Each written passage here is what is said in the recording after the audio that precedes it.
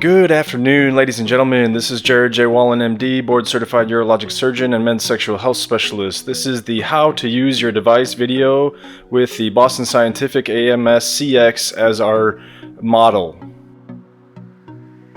As you can see on the left-hand side of the screen, the normal physiologic erection occurs when blood flows into the penis and stretches out the tissues to their maximum length and girth.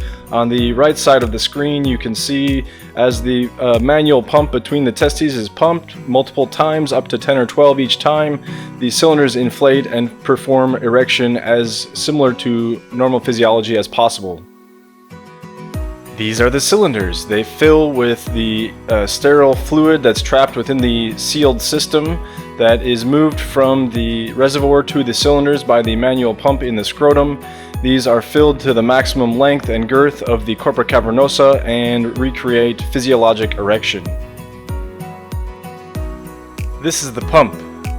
Typically, the grenade of the pump on the bottom of the screen is pumped approximately 10 to 12 times in order to recreate physiologic erection and maximum rigidity. At the end of usage, the external button on the bar is pushed for deflation. The final piece of the three-piece inflatable penile prosthesis is the reservoir. It typically just holds the sterile saline fluid when the penile cylinders are deflated. It's typically placed near the bladder or underneath the abdominal muscle. This short animation shows the patient grab the grenade of the IPP scrotal pump and pump the grenade sequentially multiple times to transfer the fluid from the reservoir into the cylinders and forming an erection. The patient then uses a pincher grasp to grab the button and deflate the cylinders and transfer the fluid back into the reservoir.